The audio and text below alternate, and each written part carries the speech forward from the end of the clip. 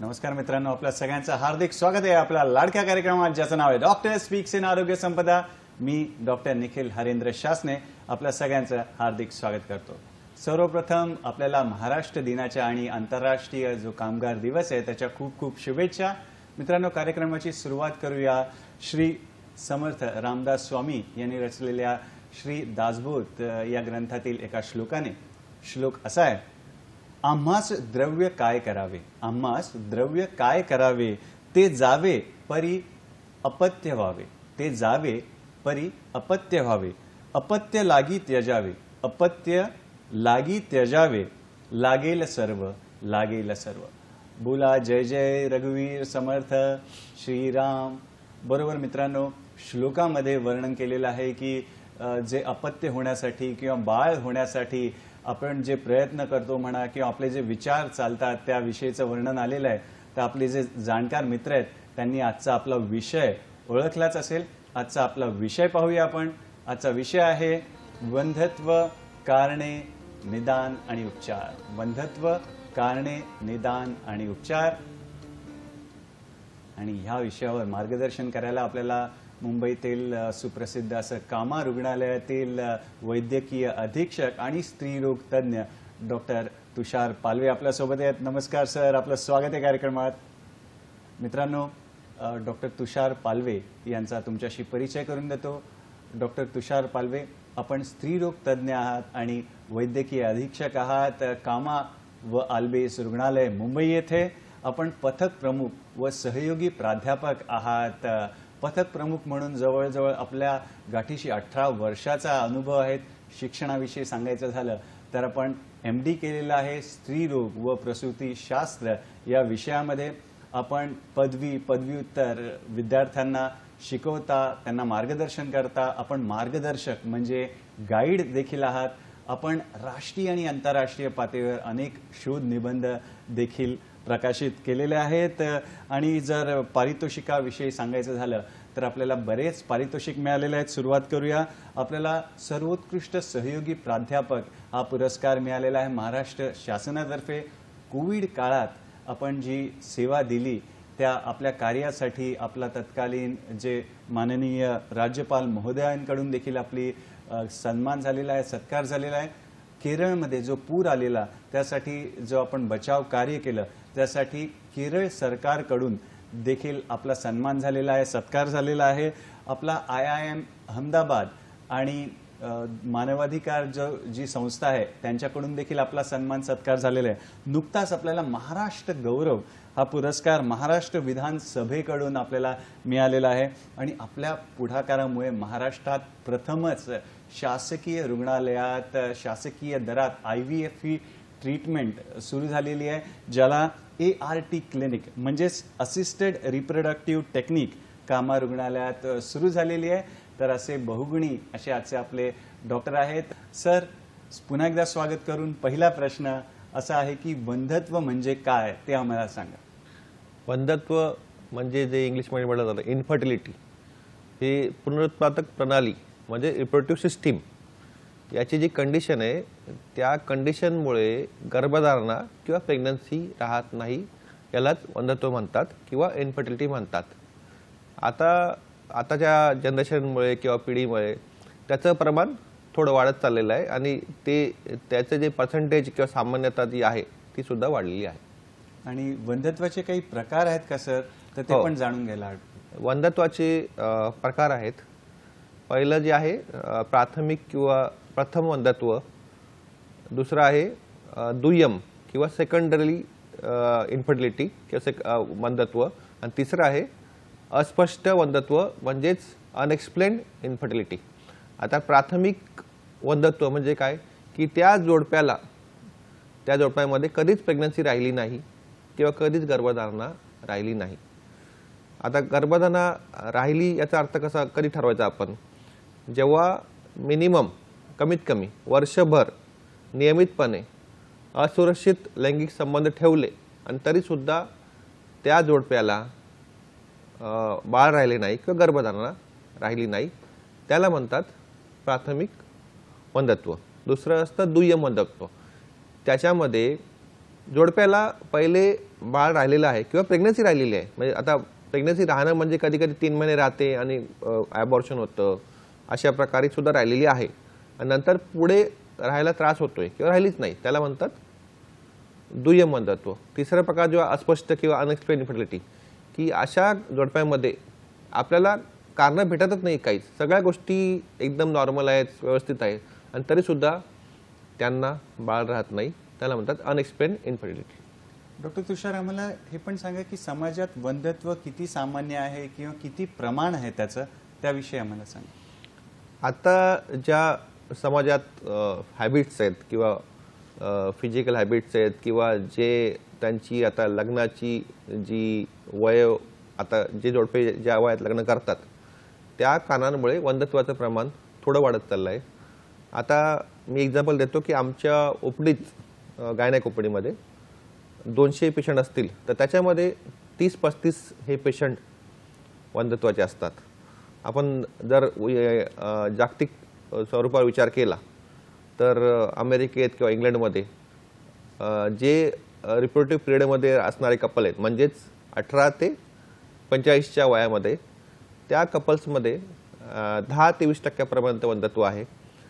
आपल्या देशात त्याचं प्रमाण 15 ते 20% आहे. आणि सर, वंध्यत्व कसं ओळखायचं, त्याची चिन्ह काय, त्याची लक्षणं काय, त्याविषयी पण सांगा. वंध्यत्व हा एक आजार नाही आहे. वंध्यत्व काय आहे, ती कंडिशन आहे रिप्रोडक्टिव्ह सिस्टीमची, म्हणजे परस्पर प्रणाली जी असते कपल्समध्ये त्याच्यामध्ये काही फॉल्ट असेल तर त्याच्यामुळे वंध्यत्व निर्माण होतं. तर वंध्यत्वाचं एक चिन्ह आहे, पण वंध्यत्व ज्या कारणामुळे होतंय ते कारण एखाद्या वेळेला त्याचे चिन्ह किंवा सिम्पटम्स कपलमध्ये दिसतात. आता एक्झाम्पल, उदाहरणार्थ, जर महिलेला पॉलिसिस्टिक ओव्हरी आजार असेल तर तिची पाळी मागे पुढे होते, तर हे एक चिन्ह झालं.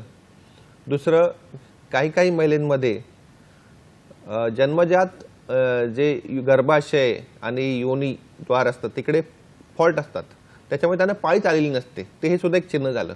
तर अशा प्रकारे ते चिन्ह असू शकतात. डॉक्टर तुषार, तुम्ही कारणांविषयी आता सांगितलं, तर आम्हाला सांगा वंध्यत्व कशामुळे होतं, त्याची कारणं काय, किंवा काही धोकादायक असे काही घटक असतील तर त्याविषयी देखील सांगा. वंध्यत्वची कारणं कळण्यासाठी पहिले आपल्याला प्रेग्नन्सी किंवा गर्भधारणा कशी राहते हे समजून घेणं महत्त्वाचं आहे. तर गर्भधारणा किंवा प्रेग्नन्सी राहण्यासाठी बऱ्याचशा गोष्टी असतात, त्या असणे शरीरामध्ये दोन्ही, म्हणजे पुरुष आणि महिलेमध्ये महत्त्वाचे आहे. आता पुरुषामध्ये काय पाहिजे की पुरुषाचे जे अंडाशय आहे तिकडे शुक्रजंतू बरोबररित्या तयार झाले पाहिजे, चांगल्या क्वालिटीचे तयार झाले पाहिजे. नंतर लैंगिक संबंधाच्या वेळी ते शुक्रजंतू बरोबर बाहेर वेळेवर पडले पाहिजे, ती एक पहिला फॅक्टर आहे. दुसरा फॅक्टर जो आहे महिलेमध्ये असतो तो की महिलांच्या मेंदूमधून संप्रेरक म्हणजेच रिप्रोडक्टिव्ह हार्मोन्स ते वेळेवर तयार झाले पाहिजे. त्यांचं नाव असतं FSH आणि LH. तो महत्त्वाचा गोष्ट. ते दोन्ही हार्मोन्स किंवा संप्रेरक ते महिलेच्या अंडाशयावर ॲक्ट करतात आणि अंडाशयात बीज तयार होतं किंवा अंड तयार होतं, ते वेळेवर फुटलं पाहिजे. म्हणजेच महिन्याच्या 14 किंवा 15 दिवशी ते अंड फुटल्यानंतर जी फॅलोपियन ट्यूब असते गर्भाशयाच्या बाजूला, त्यांनी ते अंड उचललं पाहिजे आणि पुढे ढकललं पाहिजे, ती पण एक गोष्ट आहे. नंतर जेव्हा शुक्रजंतू योनीमध्ये येतो, तो शुक्रजंतू प्रवास करत करत फॅलोपियन ट्यूबपर्यंत पोहोचला पाहिजे आणि तिथे मग एम्ब्रिओ किंवा भ्रूण तयार होतो.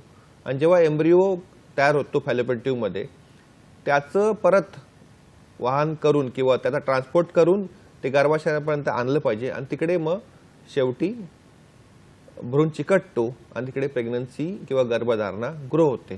तर या सगळ्या जी चेन आहे, ही सगळी जर चेन व्यवस्थित असेल तरच नॉर्मलपर्यंत प्रेग्नन्सी किंवा गर्भधारणा राहते. तर आता ही जी चेन आहे, म्हणजे जे 7-8 स्टेप्स आहेत, त्या स्टेप्समध्ये कुठे जर अडचण आली तर मग गर्भधारणा राहत नाही. तर त्या स्टेप्स आहेत, त्याच्यावर मी थोडं मार्गदर्शन करतो अजून. आता उदाहरणार्थ, जर पुरुषांमध्ये त्यांचे जे अंडाशय आहे किंवा लैंगिक संबंध ठेवताना त्यांना काही जर अडचणी येत असतील, म्हणजे आता इंग्लिशमध्ये सांगतो मी थोडं, म्हणजे प्रीमॅच्युअर इजॅक्युलेशन किंवा प्रॉपर इजॅक्युलेशन होत नाही, तर हे सुद्धा एक कारण आहे इन्फर्टिलिटीचं. कधी कधी पुरुषांमध्ये त्यांच्या अंडाशयाच्या इथे व्हॅरिकोसिल नावाचा एक आजार होतो. व्हॅरिकोसिल म्हणजे जो ब्लड सप्लाय करणाऱ्या नसा असतात अंडाशयाच्या बाजूला त्या फुगतात आणि त्याच्यामुळे शुक्रजंतूचं जे तयार होणं किंवा प्रोडक्शन आहे अंडाशयात ते स्लो व्हायला लागतं आणि त्यांची शुक्रजंतूची मोटिलिटी जी असते ते सुद्धा कमी व्हायला लागते. तर हे एक कारण झालं. हे मेन जे कारण आहे पुरुषांमध्ये शुक्रजंतू एकतर कमी तयार होणं किंवा त्यांची मोटिलिटी कमी असणं किंवा तयारच न होणं. कधी कधी काही पुरुषांमध्ये शुक्रजंतू तयारच होत नाहीत, म्हणजे एकदम त्यांचा नॉर्मल जो काउंट आहे पर ml 80 मिलियन असतो, तर काही पुरुषांमध्ये तो 0 किंवा 1 मिलियन असतो. याचे कारण बरेच आहेत. त्यांना लहानपणी अंडाशयाला मार लागलेला असतो, व्हायरल इन्फेक्शन झालेलं असतं, तर या कारणामुळे शुक्रजंतू तयारच होत नाही. तर हे झालं पुरुषांमधलं कारण. आता जे बाकी जी प्रक्रिया आहे किंवा प्रोसेस आहे ती महिलांमध्ये बरीच मोठी आहे. मी तुम्हाला सांगितलं की हार्मोन तयार झाले पाहिजे, अंड तयार झालं पाहिजे, अंड वाहत ट्यूबपर्यंत आलं पाहिजे, मग पुढे तो भ्रूण युटरसपर्यंत पोहोचला पाहिजे. ह्या ज्या स्टेप्स आहेत तिथे सुद्धा आजार असतात कधी कधी. उदाहरणार्थ जेव्हा मेंदू लहानपणी एखादं व्हायरल इन्फेक्शन झालंय किंवा जेव्हा महिलाची वाढ होते लहानपणापासून ते रिप्रोडक्टिव्ह एज पर्यंत, कधी कधी ज्या ग्रंथी मेंदूमध्ये असतात त्यांना म्हणतात हायपोथॅलॅमस किंवा पिट्युटरी ग्लँड. इथे जर रिप्रोडक्टिव्ह हार्मोन तयारच होत नसतील तर ते अंडाशय ऍक्टिव्ह होणार नाही. तो पण एक प्रकारचा आजार असतो. ते जे हार्मोन लागतात त्याला म्हणतात FSH आणि LH, हेच तयार होत नाही, त्याच्यामुळे त्यांना वंध्यत्व होतं. हे झालं पहिलं कारण. दुसरं जे कारण आहे ते आहे अंडाशयाशी निगडित. म्हणजे अंडाशयाचं काम काय आहे की दर महिन्याला एक अंड किंवा बीज तयार होऊन ते फुटून बाहेर पडलं पाहिजे. तर काही महिलांमध्ये पॉलिसिस्टिक ओव्हरी हा एक प्रकारचा आजार होतो. त्यामध्ये अंड तयार होतं पण ते फुटतच नाही. ते जे छोटं अंड असतं किंवा बीज असतं ते अंडाशयामध्येच राहतं आणि ते बाहेरच पडत नाही आणि त्याच्यामुळे असे बरेच सिस्ट तयार होतात आणि त्याला म्हणतात पॉलिसिस्टिक ओव्हरी. हे एक कारण झालं. कधी कधी जो मार्ग किंवा रस्ता लागतो ते अंड उचलून फॅलोपियन नळीत टाकायला तिकडे डॅमेज झालेला असतो. म्हणजे हे कधी होतं जर महिलेला रिप्रोडक्टिव्ह पिरियडमध्ये एखादं इन्फेक्शन झालं, म्हणजे योनीमध्ये, गर्भाशयात किंवा पोटामध्ये. इन्फेक्शनची कारणं बरेच आहेत. जे सामान्य इन्फेक्शन किंवा कॉमन इन्फेक्शन जे आहे ते आहे कॅन्डिडियासिस किंवा फंगल इन्फेक्शन. त्याच्यामुळे सुद्धा फॅलोपियन ट्यूब किंवा बाजूचं वातावरण खराब होतं आणि फॅलोपियन ट्यूब जर खराब झाल्या तर ते अंड उचलत नाहीत, त्याचा अंडाचा प्रवाह ट्यूबच्या मध्यभागीपर्यंत होत नाही आणि त्याच्यामुळे प्रेग्नन्सी राहत नाही. तर दुसरं कारण झालं ते इन्फेक्शन. इन्फेक्शन एक तर योनीमध्ये असू शकतं, गर्भाशयात असू शकतं किंवा फॅलोपियन ट्यूबमध्ये असू शकतं. हे झालं दुसरं कारण. कधी कधी जेव्हा महिलेची शरीर रचना तयार होते जन्मजात, म्हणजे ते महिला जेव्हा तिच्या आईच्या पोटामध्ये असते आणि जेव्हा जी शरीर रचना असते किंवा जी रिप्रोडक्टिव्ह सिस्टीमची ॲनाटॉमी असते किंवा रचना असते त्याच्यामध्येच फॉल्ट असतो. म्हणजे असं आम्ही बघितलेलं आहे की काही महिलांना योनी आहे पण गर्भाशय नाही वरचं. आपण अशा केसेसमध्ये तुम्ही ऐकलं असेल पहिले युट्राईन ट्रान्सप्लांट किंवा गर्भ ट्रान्सप्लांट करतात. गर्भ म्हणजे गर्भाशय प्रत्यारोपण करतात. अशा केसेस असतात. काही महिलांमध्ये लहानपणापासूनच गर्भाशयाचे 2 भाग झालेले असतात. तो एक प्रॉब्लेम असतो. काही महिलांमध्ये गर्भाशयामध्ये एक पडदा असतो, त्याला म्हणतात युट्राईन सेप्टम, असू शकतं. काही महिलांमध्ये जी फॅलोपियन ट्यूब असते दोन्ही साईडला त्याची वाढ झालेली नसते, त्याच्यामुळे सुद्धा प्रॉब्लेम होतो. तर हे झाले स्ट्रक्चरल किंवा ॲनाटॉमिकल डिफेक्ट जे असतात रिप्रोडक्टिव्ह सिस्टीममध्ये, हे कारण आहेत. नंतर जी कारणं आहेत, कधी कधी शुक्रजंतू जेव्हा योनीद्वारे गर्भाशयात येतो, शुक्रजंतू जो असतो तो दुसऱ्या बॉडीमधला एक पार्ट असतो म्हणजे दुसऱ्या बॉडीमधली एखादी पेशी असते ती जेव्हा महिलेच्या शरीरात येते, तर असं काही काही महिलांमध्ये होतं की महिलांची बॉडी त्याच्यावर ॲक्ट करते आणि शुक्रजंतूला मारायचा प्रयत्न करते, म्हणजे ते ॲक्सेप्ट करत नाहीत इम्युनॉलॉजिकली. तर अशा सुद्धा गोष्टी असतात. तो एक फॅक्टर झाला. आणि कधी कधी त्यांना सर्विक्स जो मुख असतं गर्भाशयाचं, तिथे इतकं इन्फेक्शन असतं की शुक्रजंतू वर जात नाही. तर ही बरीचशी कारणं आहेत. ते आता आपण त्याचं नियोजन केलं तर सपोज आपण 100 जोडपे पकडले, त्याच्यामध्ये बाळ राहत नाही, तर 30 ते 40% जे जोडपे असतात त्यांच्यामध्ये गर्भाशय आणि अंडाशय याची कारणं असतात. 30% जे जोडपे असतात त्याच्यामध्ये पुरुषामध्ये सुद्धा कारणं असतात आणि महिलेमध्ये थोडे कारणं असतात.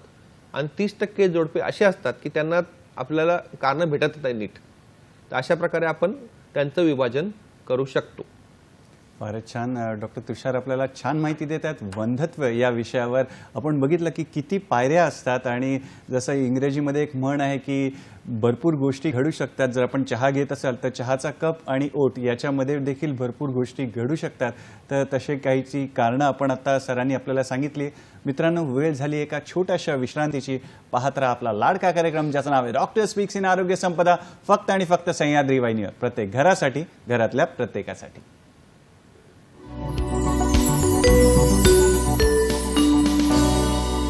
विश्रांतीनंतर पुन्हा एकदा आपलं हार्दिक स्वागत आहे आपल्या लाडक्या कार्यक्रमात ज्याचं नाव आहे डॉक्टर स्पीक्स इन आरोग्य संपदा.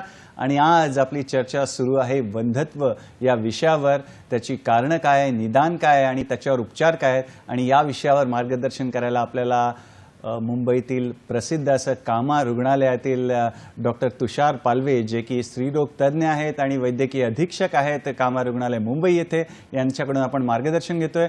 डॉक्टर साहेब, तुम्ही सांगत होते आम्हाला की वंध्यत्वाची बरीच कारणं देखील सांगितली. तर आपण अजून थोडं स्पेसिफिक जाऊया आणि महिलांमध्ये काय कारणीभूत घटक आहेत त्याविषयी आम्हाला अजून सांगा. हो, आपण आता चर्चा केली की प्रेग्नन्सी किंवा गर्भधारणा राहते कशी आणि त्याच्या ज्या स्टेप्स आहेत गर्भधारणा राहण्याच्या, त्यातल्या ज्या 70 ते 80 ज्या स्टेप्स आहेत त्या महिलेमध्येच असतात. तर ते महिलेमध्ये जे कारणं आहेत किंवा त्याचं बरंचसं वेगवेगळे प्रकार आहेत. आता मी तुम्हाला मागे सांगितले की कारणं जे अंडाशयाशी अशी आहेत, गर्भाशयाशी आहेत, योनीशी आहेत, तर त्याचे काही काही स्पेसिफिक आधारसुद्धा आहेत की ज्याच्यामुळे वंध्यत्व महिलांमध्ये होतं. उदाहरणार्थ आपण ऐकलं असेल एंडोमेट्रोसिस. एंडोमेट्रोसिस हा एक आजार आहे ज्यामध्ये जी महिलेला पाळी येते दर महिन्याला 30व्या दिवशी, ती पाळी योनीद्वारे बाहेर पण येते, पण अशी ह्या महिलांमध्ये थोडी थोडी ती पाळीची जे रक्त असतो स्त्राव तो पोटामध्ये सुद्धा होतो. म्हणजे अंडाशयाच्या बाजूला होतो किंवा गर्भाशयाच्या बाजूला होतो. तर या गोष्टीमुळे जे ब्लड पोटामध्ये वाहतं त्याच्यामुळे पोटामध्ये एक चिकटपणा तयार होतो किंवा चिकटून बसतात गोष्टी काही काही. म्हणजे अंडाशयाला नळी चिकटून बसते किंवा गर्भाशय मागे चिकटून बसतं. तर यामुळे जे अंड बाहेर पडतं ते बरोबर वाहून गेलं जात नाही. हा एक महत्त्वाची गोष्ट आहे. आणि या एंडोमेट्रियोसिसचा जो आजार आहे त्याचे चिन्ह बरेच दिसतात. म्हणजे महिलेला पाळीच्या वेळी खूप दुखतं पोटामध्ये किंवा खूप ब्लिडिंग होतं. तर हे खूप महत्त्वाचं कारण आहे. दुसरं जे कारण आत्ता जनरेशनमध्ये दिसतं ते आहे पॉलिसिस्टिक ओव्हरियन डिसीज. म्हणजे अंडाशयामध्ये छोट्या छोट्या गाठी होतात आणि सोनोग्राफी आपण जेव्हा करतो तेव्हाची जसं नेकलेस दिसतं, नेकलेस तसं ते सोनोग्राफीमध्ये दिसतात. तर हे एक महत्त्वाचं कारण आहे. दुसरं जे कारण आहे, त्यांना जर कधी टीबीचा आजार झाला असेल, म्हणजे छातीचा टीबी झाला असेल आणि तो गर्भाशयाकडे पसरतो आणि त्याच्यामुळे सुद्धा फॅलोपियन ट्यूब आणि हे गर्भाशय खराब होतं. ते एक महत्त्वाचं कारण आहे. बाकी काही काही ब्लडचे आजार आहेत, सिकल सेल ॲनिमिया वगैरे, थॅलेसेमिया, अशा केसेसमध्ये सुद्धा वंध्यत्व होऊ शकतं. तसेच अजून जे हार्मोनचे आजार आहेत ज्यामुळे पाळीवर इफेक्ट होतो, म्हणजे थायरॉइड हार्मोन, आपण त्याला म्हणतो हायपोथायरॉइडिझम, जी एक ग्रंथी असते आपल्या नेकच्या इकडे आणि त्याचे हार्मोन सिक्रेट होता. तो जो हार्मोन असतो थायरॉइड हार्मोन, तो पूर्ण बॉडीवर ॲक्ट करतो आणि तो जर हार्मोन कमी असेल तर अंडेसुद्धा तयार होत नाही, स्थूलपणा येतो. या बऱ्याचशा गोष्टी आहेत. अजून काही कारणं आहेत, जसं आपण आता बघतो आपल्या देशामध्ये जे वाढत चाललेलं आहे ते आहे मधुमेह किंवा डायबिटीज, त्याच्यामुळे सुद्धा वंध्यत्व थोडं होऊ शकतो. बाकी जे अजून कारणं आहेत, फॉर एक्झाम्पल आपले लिव्हरचे आजार असतील किंवा किडनी रिलेटेड आजार असतील, त्याच्यामुळे सुद्धा कधी कधी वंध्यत्व होतं. तर ही बरीचशी कारणं आहेत. आणि बाकी जे कारणं तुम्हाला सांगितले मगाशी, रचनात्मक कारणं असतील किंवा हार्मोनचे कारणं असतील, ते सुद्धा कारणं याच्यामध्ये आहेत. डॉक्टर तुषार, या वळणावर आपल्याला फोन आलेला आहे. चंद्रपूरहून फोन आहे. रणजित यांचा फोन आहे. नमस्कार रणजित, स्वागत आहे आपल्या कार्यक्रमात आणि आपला प्रश्न विचारा. रणजित, आपला प्रश्न विचारा. हां, सलग प्रश्न विचारा. नमस्कार. नमस्कार सर. हां हां. सर, माझ्या मिसेसला PCOSचा प्रॉब्लेम आहे. तिला 3-3, 4-4 महिने मासिक पाळी येत नाही. बरं, पुढे? हा तर त्याच्यामध्ये प्रॉब्लेम होत आहे. ओके. हां हां. तर त्याच्यावर काय सोल्युशन आहे, तर ते थोडं सांगलं तर बरं होईल. चालेल. धन्यवाद रणजित आपल्या प्रश्नासाठी. डॉक्टर साहेब, प्रश्न पुन्हा सांगू, एकदा रिपीट करू? नाही, प्रश्न कळलेला आहे. आता त्यांना रणजित साहेब त्यांनी म्हटल्याप्रमाणे त्यांच्या मिसेसला PCODचा प्रॉब्लेम आहे. आता त्यांनी अजून एक गोष्ट सांगायला पाहिजे, त्यांना आता मुलं आहेत की नाही आहेत ते पण महत्त्वाची गोष्ट आहे. आता PCOमुळे कधी कधी जो PCODचा प्रॉब्लेम आहे तो मुलं राहिल्यानंतर सुद्धा चालू होतो, म्हणजे 35 वयात 40 वयात. त्यांना जर आता मुलं नसतील तर ट्रीटमेंट वेगळी आहे पूर्णपणे, आणि मुलं असतील तर त्याची ट्रीटमेंट वेगळी आहे. आता PCOS म्हणजे पॉलिसिस्टिक ओव्हरी या गोष्टीमध्ये जे कारण घडतं आणि ज्याच्यामुळे पाळी रेग्युलर येत नाही, ते महत्त्वाचं कारण म्हणजे ओव्हुलेशन होत नाही. ओव्हुलेशनचा अर्थ काय की जेव्हा अंड परिपक्व होतं आणि अंडाशयामधून बाहेर पडतं, तर ही प्रक्रिया पॉलिसिस्टिक ओव्हरीमध्ये होत नाही, आणि त्याच्यामुळे हे पॉलिसिस्टिकचा आजार तयार होतो. आता पॉलिसिस्टिक जो आजार आहे तो मेनली कधी होतो, जेव्हा आपले रेग्युलर फिजिकल हॅबिट चुकतात. आपण वेळेवर झोपत नाही, आपलं वजनात वाढ होते, किंवा आपली जी लाईफस्टाईल आहे त्याच्यामध्ये एक्सरसाइज कमी होतो, किंवा आपण बाहेरच्या गोष्टी असतील ऑइली किंवा फॅट ते जास्त खातो. तर अशा सगळ्या गोष्टी मिळून हा आजार होतो. आणि कधी कधी ज्यांना अजून प्रॉब्लेम असतात, म्हणजे थायरॉइडचा प्रॉब्लेम आहे, अजून काही गोष्टी आहेत, त्याच्यामुळे सुद्धा पॉलिसिस्टिक ओव्हरी होतं. आता जे पाळी रेग्युलर येत नाही त्यासाठी आपल्याला एक गोळ्या असतात 21 दिवसाच्या किंवा 27 दिवसाच्या. ह्या गोळ्या आपण 3 महिने कंटिन्युअस घेत राहिल्या तर पाळी पुढे रेग्युलर होण्यासाठी मदत होते. पण महत्त्वाचं जे ट्रीटमेंट आहे त्याच्यामध्ये लाईफस्टाईल किंवा आपली रोजंदिनीची जी आपली जगण्याची स्टाईल आहे किंवा दिनचर्या आहे ती बदलणं खूप महत्त्वाची गोष्ट आहे. आणि ती जर बदलली गेली तरच ते पुढे पूर्ण म्हणजे थोडाफार 80% बरा होऊ शकतो. पूर्ण बरा होऊ शकतो ते सांगू शकत नाही, पण 80% तरी बरा होतो. आणि तो ठराविक वय जे असतं म्हणजे 40-45 तर तिकडे थोडा असतो, आणि तो पुढे 45 पाळी पूर्णपणे बंद होते. आता फक्त त्यांनी सांगितलं नाही त्यांना मूल आहे की नाही. मूल असतील तर ट्रीटमेंट वेगळी, आणि मूल नसतील तर ट्रीटमेंट वेगळी आहे.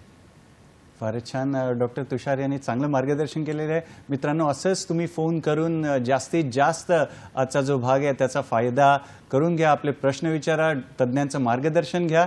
डॉक्टर तुषार, पुढे आपण आम्हाला सांगा की महिलांचं वंध्यत्व आहे त्याचं निदान कसं केलं जातं त्याविषयी देखील सांगा. हो, आपण आता महिलांचं बोललो, पण बेसिकली आपण जेव्हा वंध्यत्व निदान करतो तर दोघांना चेक करणं महत्त्वाचं आहे. आम्ही सर्वात पहिले पुरुषांना चेक करतो. पुरुषांची त्याला म्हणतात सीमेन ॲनालिसिस किंवा शुक्रजंतूचा तपास, ते आम्ही करतो. ते जर पूर्णपणे नॉर्मल असेल, नॉर्मल म्हणजे काउंट नॉर्मल आहे, त्यांची संख्या नॉर्मल आहे आणि त्यांची मुवमेंट नॉर्मल असेल, तर तो फॅक्टर आपण साईडला करतो. नंतर त्यांची फिजिकल एक्झामिनेशन होते पुरुषांची. त्याच्यामध्ये अंडाशयाच्या इकडे सूज आहे का, अंडाशयाची साईज मोठी आहे का, त्या सगळ्या गोष्टी चेक केल्या जातात. हे सगळं झाल्यानंतर आपण पुरुषांमध्ये काही प्रॉब्लेम नाही आहे असं करून तो फॅक्टर साईडला करतो. आता महिलेमध्ये निदान करण्यासाठी बऱ्याचशा स्टेप्स आहेत. पहिली जी स्टेप्स आहे, कपल जोडप्यांना आम्ही त्यांची माहिती विचारतो, त्यांचा पूर्ण इतिहास विचारतो. म्हणजे लग्न झाल्यानंतर ते संबंध कसे ठेवतात, संबंध कधी ठेवतात. आता संबंध किंवा लैंगिक संबंध कधी ठेवणं ते खूप महत्त्वाचं आहे. अंड तयार कधी होतं? पाळीच्या 14 किंवा 15 दिवशी, आणि त्याच वेळी संबंध असणं महत्त्वाचं आहे. तर ते आपण एक्झॅक्टली सांगू शकत नाही किंवा कधी तयार होतं. आता घरून लक्ष ठेवणं मुश्किल आहे. तर आपण त्यांना सांगतो की पाळीच्या 10व्या दिवसापासून ते 20व्या दिवसापर्यंत जर रोज संबंध ठेवले असुरक्षित तर गर्भधारणेचा चान्स जास्त आहे. पण ते आम्ही ते इतिहास जेव्हा आपण माहिती विचारतो किंवा हिस्ट्री घेतो तेव्हा त्यांना विचारतो की संबंध कधी ठेवतात. आणि बऱ्याच वेळा जे अनएज्युकेटेड आहेत त्यांचा संबंध ठेवण्याचा टाइम चुकलेला असतो आणि त्याच्यामुळे त्यांना गर्भधारण होत नाही. तर पहिली स्टेप झाली ती माहिती घेणं का हिस्ट्री घेणे. त्याच्यामुळे आम्ही परत अजून गोष्टी विचारतो. त्यांना अजून कसला आजार आहे का, त्यांना हार्मोनचा काही प्रॉब्लेम आहे का, त्यांना ताप येतो, वजन कमी झालंय का, वजन वाढलंय का, या सगळ्या गोष्टीचा आम्ही माहिती काढतो. आणि त्याच्यात बऱ्याचशा वेळा जेव्हा हिस्ट्री घेतो त्याच्यामुळे 70 ते 80% जो कारण आहे ते कळून जातं. आता जे कारण आपल्याला माहिती घेताना हिस्ट्री घेताना कळत नाही त्यासाठी पुढे तपास असतात. तर ते तपास बऱ्याच प्रकारचे. तो पहिला जो तपास आहे तो ओटीपीटीची तपासणी.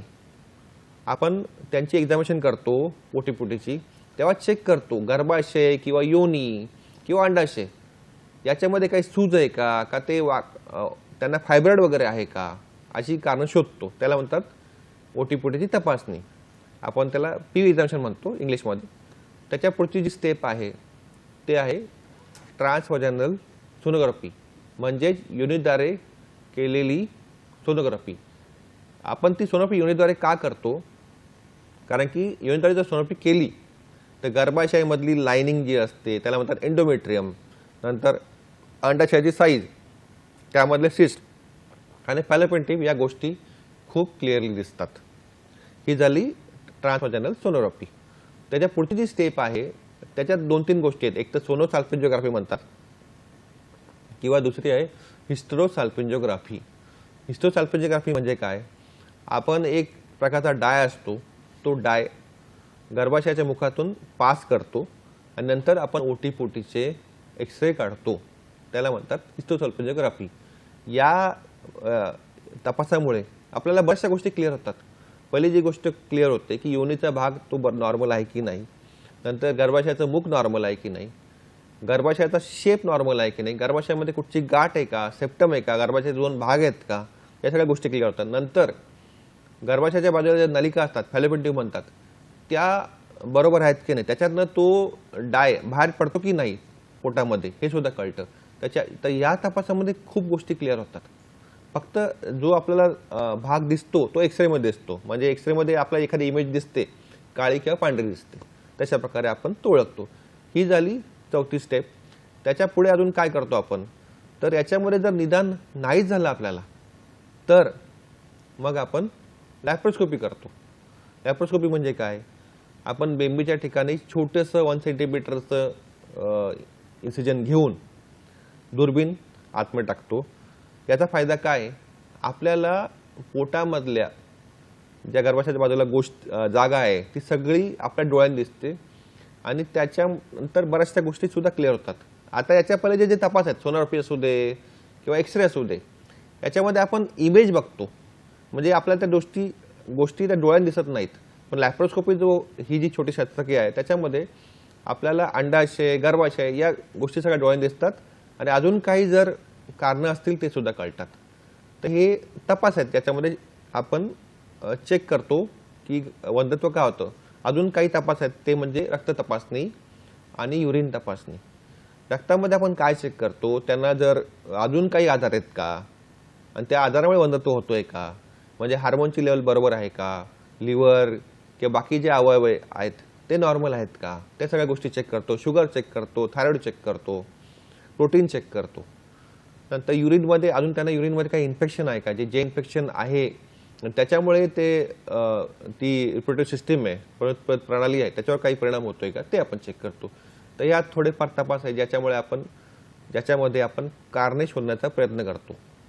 आणि अजून एक असतं त्याला म्हणतात फॉलिक्युलर स्टडी, ज्याच्यामुळे आपण पाळीच्या 10व्या दिवसापासून रोज सोनोग्राफी करत राहतो अंड फुटते की नाही बघायला. तर हे जे तपास आहेत त्याच्या आपल्याला हेल्प करतं की वंध्यत्वाचं कारण शोधायला. फारच छान. डॉक्टर तुषार, या वळणावर आपल्याला महाराष्ट्राचे जे सांस्कृतिक शहर आहे पुण्यातून फोन आहे. आम्रपाली यांचा फोन आहे. पाहूया त्यांचा प्रश्न काय आहे. नमस्कार आम्रपाली, आपलं स्वागत आहे कार्यक्रमात. आपला प्रश्न विचारा. हो सर, मला प्रेग्नन्सी राहत नाहीये. हा, आपलं वय किती? माझं आहे 31 वर्षाचं. अच्छा, लग्नाला किती दिवस झाले मॅडम? हा? लग्न होऊन किती दिवस झाले? 13 वर्ष झाले. अच्छा, 13 वर्ष झाले. आणि आपण या 13 वर्षात ट्रीटमेंट वगैरे काही घेतली का? नाही, काही घेतली नाही. मला पहिला मुलगा आहे 12 अच्छा, मुलगा वर्षाचा. आहे. हा हा, म्हणजे तुम्हाला दुसऱ्या प्रकारचा बंधत्व आहे की पहिलं? आणि डिलिव्हरी नॉर्मल आहे का सिझर आहे? सिझर आहे माझं. अच्छा, त्याचे आपण काही तपास केलेत नाहीत का? नाही, तपास केलेच नाहीत. मग कसं मला खूप त्रास झाले, आता डिलिव्हरी झटके चालू झाले होते मला. अच्छा अच्छा, हा, ठीक आहे, मी सांगतो. धन्यवाद आपल्या प्रश्नासाठी. काय सांगणार डॉक्टर साहेब? आता त्यांच्या म्हणण्याप्रमाणे त्यांचं सिझर झालं होतं आणि सिझरच्या वेळी त्यांना आखडी आली होती, इपिलेप्सीचा त्रास झाला होता. आता काही महिलांमध्ये सिझर झाल्यानंतर पोटामध्ये काही गोष्टी चिकटतात, म्हणजे ते चिकटपणा तयार होतो आणि त्या चिकटपणा तयार झाल्यानंतर ज्या फॅलोपियन ट्यूब असतात त्या बंद पडतात आणि ते एक महत्त्वाचं कारण आहे. पुढे बाळ राहत नाही. दुसरं एक जे कारण आहे, जर सिझर करताना खूप रक्तस्राव झाला तर त्यांचे जे एंडोक्राइन ग्लँड असतात त्याच्यावर परिणाम होतो आणि त्याच्यामुळे पुढे बाळ राहत नाही.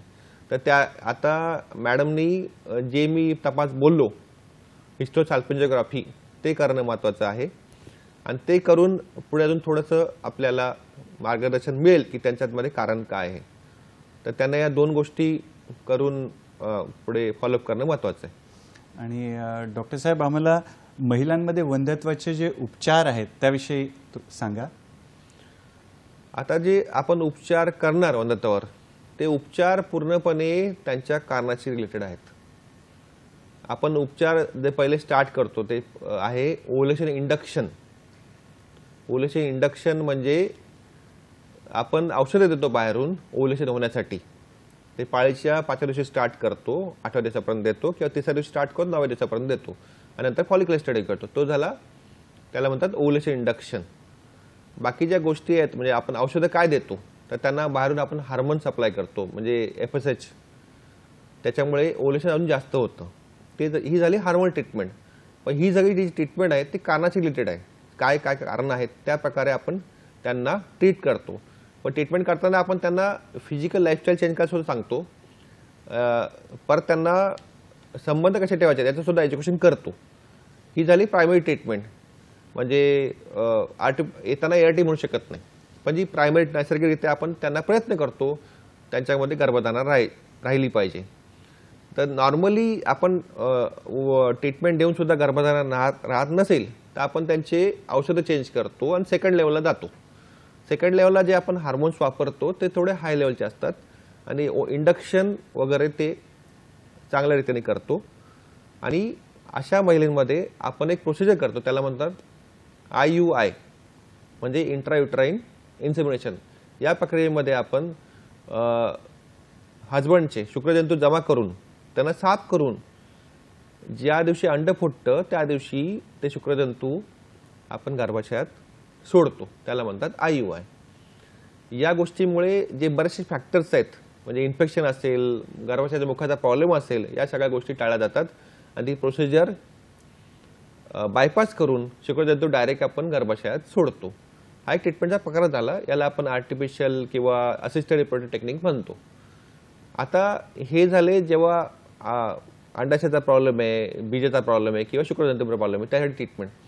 काही महिलांमध्ये आपल्याला कारणं कळत नाही तेव्हा आपण लॅप्रोस्कोपी करतो आणि ज्या फॅलोपियन ट्यूब मध्ये प्रॉब्लेम असेल किंवा गर्भाशयात स्ट्रक्चरल प्रॉब्लेम असेल तो सर्जरीद्वारे रिपेअर करण्याचा प्रयत्न करतो.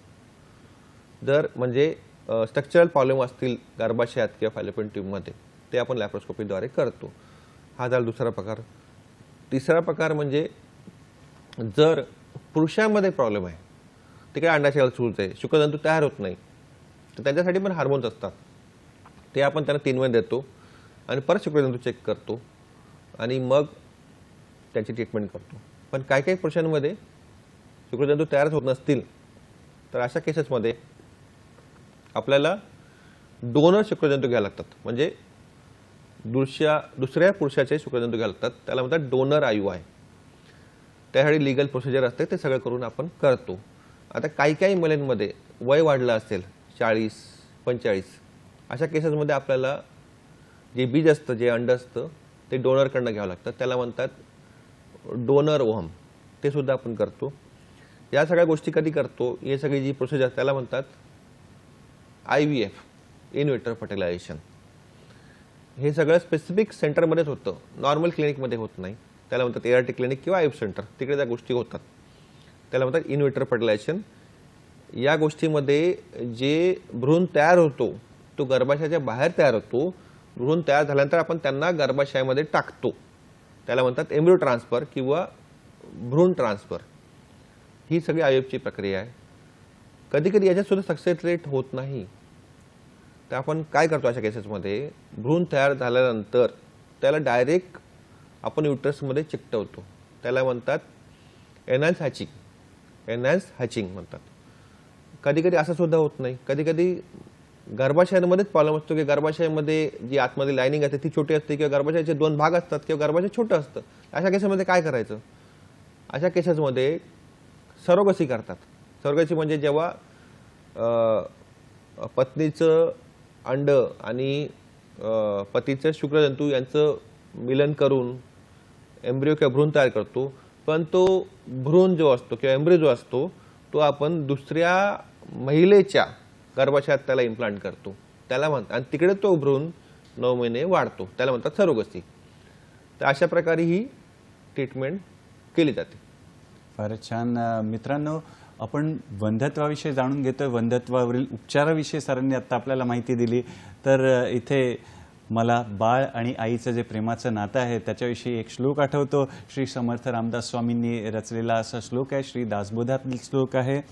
क्षणभरी मातेस न देखे, क्षणभरी मातेस न देखे, तरी आक्रंदे रुदन करिये दुःखे, ते समयी माता सारिखे, ते समयी माता सारिखे, आणि काहीच नाही, आणि काहीच नाही. वेळ झाली आहे मित्रांनो एका छोट्याशा विश्रांतीची. पाहत राहा आपला लाडका कार्यक्रम ज्याचं नाव आहे डॉक्टर स्पीक्स इन आरोग्य संपदा, फक्त आणि फक्त सह्याद्री वाहिनीवर, प्रत्येक घरासाठी, घरातल्या प्रत्येकासाठी.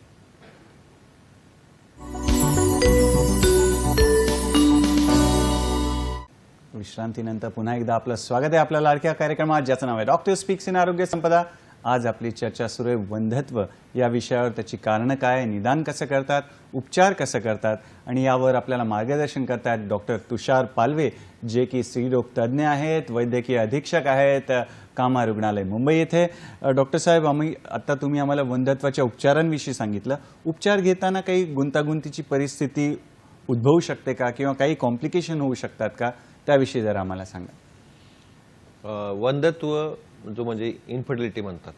आता प्रेग्नन्सी किंवा गर्भधारणा ही जी गोष्ट आहे ती नैसर्गिक गोष्ट आहे. आणि आपण जेव्हा वंध्यत्वाची ट्रीटमेंट किंवा उपचार करायला जातो ते थोडं अनैसर्गिक म्हणू शकतो आपण. त्याला ट्रीटमेंट सगळी पूर्णपणे बाहेरून देतो. बाहेरचे औषधं वापरतो, शस्त्रक्रिया करतो किंवा बाहेरचे हार्मोन्स वापरतो. तर या सगळ्या ट्रीटमेंटमुळे किंवा उपचारामुळे कॉम्प्लिकेशन होऊ शकतात. कॉम्प्लिकेशन होत नाही असं बिलकुल नाही आहे. 5% जोडप्यांमध्ये त्याचे कॉम्प्लिकेशन होतात सुद्धा. आता कॉम्प्लिकेशनचे प्रकार आहेत. आता बऱ्याच वेळा आपण जेव्हा एम्ब्रियो ट्रान्सफर करतो किंवा भ्रूण आपण गर्भाशयात ठेवतो, असं बऱ्याच वेळा होतं त्या महिलेला एकाच वेळी म्हणजे ट्विन्स किंवा ट्रिपलेट आणि क्वाड्रिप्लेट म्हणजे एकाच वेळी 2 बाळं किंवा 3 बाळं किंवा 4 बाळं अशी गर्भाशयात तयार होतात. आणि अशा वेळी मग आपल्याला एक प्रोसिजर असते, त्याला म्हणतात एम्ब्रियो रिडक्शन किंवा भ्रूण कमी करणं. आपण ती प्रोसिजर सोनोग्राफीद्वारे करतो. म्हणजे आपला जेव्हा 3 महिने होतात तेव्हा कळतं की यांच्या गर्भाशयामध्ये एकापेक्षा जास्त बाळ आहे, आणि ते जर बाळ आपल्याला कमी करायचं असेल तर आपण ते सोनोग्राफीद्वारे इंजेक्शन टाकून ते कमी करतो. तर हा एक गुंतागुंत किंवा कॉम्प्लिकेशन आहे जी IVF मध्ये होते, आणि त्याच्यावर लक्ष ठेवणं खूप गरजेचं आहे. कारण की जे महिलेचं गर्भाशय बनलेलं आहे ते एका बाळासाठीच बनलेलं आहे. तिथे 2 किंवा 3 बाळ राहणं त्याच्या बाळाच्या ग्रोथवर परिणाम करू शकतो आणि महिलेला त्याचा पुढे प्रॉब्लेम किंवा दुखापत सुद्धा होऊ शकते. तसे जर 2 किंवा 3 बाळ असेल तर आपण त्यांचं रिडक्शन करतो. हे झालं पहिलं. दुसरी गोष्ट आहे, जेव्हा आपण ओव्ह्युलेशन इंडक्शन करतो म्हणजे बाहेरून हार्मोन देऊन अंडाशय किंवा बीज तयार करायची जी प्रोसेस करतो, अशा केसेसमध्ये कधी कधी त्या अंडाशयाची ग्रोथ इतकी होते आणि त्याच्यामधून एक इस्ट्रोजन नावाचा हार्मोन इतका तयार होतो की ते पूर्णपणे महिलेच्या बॉडीवर ॲड करतो. अशा केसेसमध्ये महिलेच्या शरीरात पूर्णपणे पाणी भरतं, नंतर पोटामध्ये पाणी भरतं, अंडाशयाची खूप जास्त झालेली असते, महिलेला उलटीसारखं होतं किंवा सारख्या उलट्या होतात आणि किडनीवर प्रेशर येतं. अशा गोष्टी सुद्धा होतात. आणि ही जर गोष्ट खूप जास्त लेवलला गेली तर महिलेच्या जीवाला धोका सुद्धा होतो. तर हे असं होऊ नये म्हणून आम्ही जेव्हा ट्रीटमेंट करतो तर त्याची जी इस्ट्रोजन लेवल असेल महिलेची त्याच्यावर आम्ही वॉच ठेवतो आणि ही कंडिशन अवॉइड करण्याचा प्रयत्न करतो. याला इंग्लिशमध्ये म्हणतात OHSS, ओव्हेरियन हायपरस्टिम्युलेशन म्हणतात. पुढची जी कॉम्प्लिकेशन आहे त्याला म्हणतात एक्टोपिक प्रेग्नन्सी. त्याचा अर्थ असा आहे की गर्भधारणा जी होते ती गर्भाशयात न होता ती फॅलोपियन ट्यूबमध्येच राहते आणि ते बाळ पुढे फॅलोपियन ट्यूबमध्येच ग्रो होतं आणि त्याला म्हणतात एक्टोपिक प्रेग्नन्सी.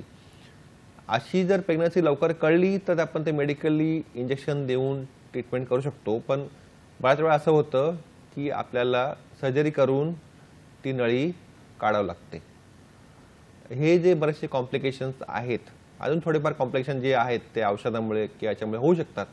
या गोष्टींवर जो डॉक्टर उपचार करतोय त्या महिलेवर, त्या डॉक्टरनी महिलेच्या कंडिशनवर खूप लक्ष ठेवणं गरजेचं आहे आणि जी नियमावली शासनाने तयार केली आहे त्या नियमाचं फॉलोअप ठेवून ते नियम पाळूनच आपण ट्रीटमेंट केली पाहिजे. तर हे कॉम्प्लिकेशन आपण अवॉइड करू शकतो. फार छान. डॉक्टर साहेब, या वळणावर आपल्याला फोन आहे, निपाणीहून फोन आहे. शिवानंद वसेदार यांचा फोन आहे. पाहूया प्रश्न काय. नमस्कार शिवानंद, आपलं स्वागत आहे कार्यक्रमात. आपला प्रश्न विचारा. नमस्कार साहेब. निपाणी पत्रकार शिवानंद वसेदार बोलतोय मी. माझा प्रश्न असा आहे, एखादं जोडपं लगीन झाल्यानंतर त्यांनी मूलबाळ लगेच नको म्हणून त्यांनी भरपूर दिवस गॅप ठेवतात.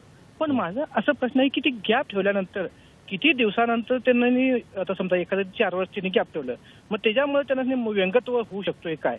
आणि त्यासाठी आता उपचार वगैरे सुरू करतात. मग काही वेळा असं म्हणतात की म्हणजे पुरुषामध्ये प्रॉब्लेम आहे, काही वेळा म्हणतात महिलामध्ये प्रॉब्लेम आहे.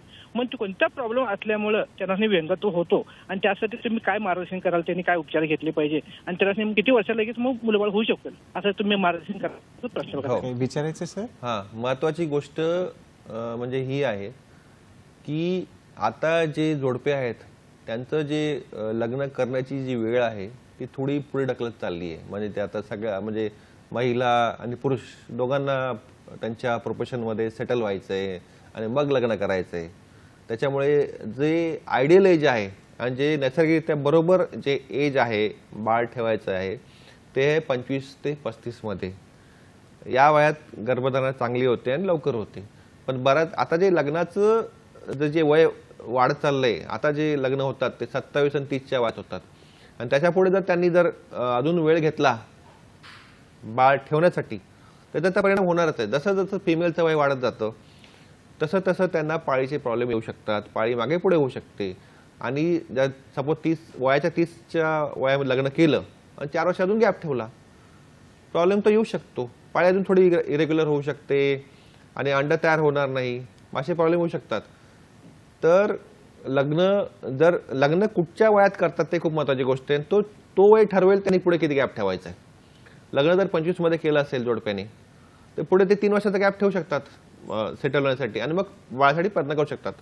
तेव्हा बाळ राहायचा चान्स जास्त आहे. जर लग्न करायचं वय 30 असेल आणि पुढे अजून त्याने 4 वर्ष गॅप ठेवला तर पुढे प्रॉब्लेम येऊ शकतो. कारण की जसं वय वाढतं तसं आणि पुरुषांमध्ये बॉडीमध्ये चेंजेस होत राहतात. 30 वर्षानंतर आपल्या बॉडीमध्ये खूप फरक पडतात. म्हणजे बॉडी सिस्टीममध्ये फरक पडतात, बोन्समध्ये फरक पडतात, पेशीमध्ये फरक पडतात. त्याच्यामुळे जसं वय वाढतं वय तसे कारणं वाढत जातात आणि कारणं शोधून ट्रीटमेंट करणं महत्त्वाचं आहे. असं स्पेसिफिकली म्हणू शकत नाही आपण की पुरुषामध्येच कारण आहे किंवा महिलेमध्ये कारण आहे. एखाद्या म्हणजे महिलेला का पुरुषाला ब्लेम करणं चुकीचं आहे. दोघांमध्ये तपास करून कारण शोधून ट्रीटमेंट देणं महत्त्वाचं आहे. फारच छान. मित्रांनो, छान प्रश्न विचारत आहात ज्याच्यामुळे आपल्याला जास्तीत जास्त माहिती घेता येत आहे. डॉक्टर साहेब, अजून एक असा प्रश्न आहे की आपण समाजामध्ये किंवा मार्केटमध्ये बघतो बाजारामध्ये की एखादं औषध घ्या आणि वंध्यत्व दूर करा, किंवा समाजामध्ये वंध्यत्वाविषयी वेगवेगळे समज आणि गैरसमज असतात. तर त्याविषयी थोडं आम्हाला मार्गदर्शन प्लीज करा. हो, वंध्यत्वामध्ये आता आपण रूरल एरियामध्ये गेलो, अर्बन एरियात तेवढे गैरसमज नाही आहेत, पण रूरल एरियामध्ये जर गेलो तर तिकडे बरेचसे गैरसमज आहेत. आणि बऱ्याच वेळा वंध्यत्वासाठी महिलेलाच जबाबदार ठरलं जातं आणि तिच्यावर अत्याचार केले जातात. ते खूप अतिशय चुकीची गोष्ट आहे. वंध्यत्व असेल तर दोघांचा तपास करणं गरजेचं आहे. जे प्रेग्नन्सीसाठी किंवा गर्भाधानासाठी दोघंही पूर्णपणे जबाबदार आहेत, महिला असू दे किंवा पुरुष असू दे. तर बाळ राहत नसेल तर बऱ्याच वेळा महिलेला जबाबदार ठरवलं जातं, पण त्यापूर्वी दोघांची तपासणी होणं गरजेचं आहे. आणि बऱ्याच वेळा आमच्याकडे असे कपल येतात की तिकडे पुरुष स्वतःची तपासणी करायला तयारच होत नाहीत. ते स्वतःहून बोलतात माझ्यात काही फॉल्ट नाही, पण असं नसतं. ते दोघांची तपासणी करणं महत्त्वाची आहे. गर्भधारणा होण्यासाठी दोघंही महिला आणि पुरुष 50-50% जबाबदार आहेत. जर पुरुषामध्ये जर शुक्रजन तयार होत नसतील, त्यांचा जर हालचाल कमी असेल, काउंट कमी असेल, तर गर्भधारणा राहत नाही. तर मोठा जो गैरसमज जो आहे की वंध्यत्वासाठी महिलाच जबाबदार आहे, हे खूप चुकीची कल्पना आहे. दोघांची तपासणी होणं खूप जरुरी आहे. आणि तरच, आणि बेसिक आणि महत्त्वाची गोष्ट म्हणजे जो रुरल एरिया आहे, ट्रायबल एरिया आहे, तिकडे आपल्याला शिक्षण देणं या कंडिशनचं, इन्फर्टिलिटीचं, ते खूप महत्त्वाची गोष्ट आहे. आणि जर एखादी प्रचार असतो किंवा ॲडव्हर्टाईज असते की हे औषध घ्या आणि वंध्यत्व टाळा, किंवा हे औषध घ्या तुम्हाला मुलगा राहील, किंवा हे औषध घ्या तुम्हाला मुलगी राहील, हे खूप चुकीच्या गोष्टी आहे. अशा गोष्टीकडे कधी वाहून जायचं नाही किंवा अशी ठिकाणी जाऊन ट्रीटमेंट घ्यायची नाही. स्पेसिफिक जे डॉक्टर्स असतील ज्यांनी या गोष्टीचं एज्युकेशन केलं आहे तिकडून ट्रीटमेंट घ्या. वैद्यकीय सल्ल्यानेच औषधं घ्यायची आहेत. मित्रांनो, डॉक्टर साहेब, वंध्यत्व आम्हाला टाळता येईल का? काय संदेश देणार, काय सांगणार? आता ज्या जनरेशनमध्ये जे वंध्यत्वाचं प्रमाण वाढत चाललंय त्याचं महत्त्वाचं जे कारण आहे की लग्नाचं जे एज, ज्या वयात लग्न केलं जातं त्याचं वयाचा जो लिमिट आहे तो वाढत चालला आहे. म्हणजे पहिले म्हणजे आता 20 वर्षापूर्वी पहिले बघितलं आपण तर लग्नाचं जे वय होतं ते 24-25च्या वयात व्हायचं. आता तेच जोडप्याचं लग्न जे होतं ते 28-30 या वयात होतं. तर मी मागे म्हटल्याप्रमाणे 25 ते 35 हा आयडियल पिरियड आहे गर्भधारणेसाठी. तर लग्न वेळेवर करणं महत्त्वाची गोष्ट आहे. दुसरं जे आहे महत्त्वाचं की आपण आपले फिजिकल हॅबिट्स काय आहेत आणि आपण आपल्या शरीरात जे एखादे आजार होत असतील त्याचं महत्त्वाचं जे कारण आहे की आपण काय जेवतो आणि कधी जेवतो आणि काय खातो. तर महत्त्वाची जी गोष्ट आहे की आपण जमेल तेवढं बाहेरचं खाणं बंद केलं पाहिजे, घरचंच जेवण जेवलं पाहिजे. बाहेर जे पदार्थ असतात ज्याच्यामध्ये फॅट जास्त असतं, कार्बोहायड्रेट जास्त असतात, ऑइल जास्त असतं, ते टाळले पाहिजे. या सगळ्या गोष्टीचा बॉडीवर परिणाम होतो, हार्मोनचा परिणाम होतो आणि पुढे मग वंध्यत्व किंवा पॉलिसिस्टिक आजार किंवा ओबेसिटी असे आजार जोडतात. ती एक दुसरी गोष्ट. आताच्या जनरेशनमध्ये फिजिकल ॲक्टिव्हिटी खूप कमी आहे. म्हणजे सपोज ऑफिस जॉब पकडला, आपण घरातून निघतो, बस पकडतो, ऑफिसला पोहोचतो, ऑफिसला खुर्चीवर बसतो, तर फिजिकल ॲक्टिव्हिटी काहीच राहत नाही. तर फिजिकल ॲक्टिव्हिटी करणं ही खूप महत्त्वाची गोष्ट आहे. जर तुमच्याकडे फिजिकली तुम्ही ॲक्टिव्हली काम करत असाल, तुम्ही ऑफिसवर करत असाल, तर तुम्हाला दिवसातून 1 तास एक्सरसाइज करणं महत्त्वाचं आहे. ह्या थोड्याफार गोष्टी आहेत त्याच्यामुळे आपण वंध्यत्व टाळू शकतो. आणि बाकी जे बॅड हॅबिट्स आहेत, अल्कोहोल, स्मोकिंग, टोबॅको किंवा ड्रग्स, त्या सगळ्या गोष्टी अवॉइड केल्या पाहिजे. फारच छान. डॉक्टर साहेब, तुम्ही इथे आलात, आम्हाला तुमच्या व्यस्त वेळापत्रकातून वेळात वेळ काढून आम्हाला छान मार्गदर्शन केलं. त्यासाठी दूरदर्शनच्या सह्याद्री वाहिनीतर्फे, आमची जी आरोग्य संपदाची जो संघ आहे त्यातर्फे, आमच्या प्रेक्षक मित्रांतर्फे आपले खूप खूप आभार आणि पुढील वाटचालीसाठी शुभेच्छा. मित्रांनो, वेळेला मर्यादा आहे, पण आमचं जे प्रेम आहे तुमच्यासाठी त्याला मर्यादा नाही. यासाठी आम्ही पुढील भागात एक नवीन विषय घेऊन तुमच्या भेटीला येणारच आहोत. आज इथेच जय जय रघुवीर समर्थ म्हणूया आणि इथेच थांबूया. पाहत राहा आपला लाडका कार्यक्रम ज्याचं नाव आहे डॉक्टर स्पीक्स इन आरोग्य संपदा, फक्त आणि फक्त दूरदर्शनच्या सह्याद्री वाहिनीवर, प्रत्येक घरासाठी, घरातल्या प्रत्येकासाठी. धन्यवाद. नमस्कार.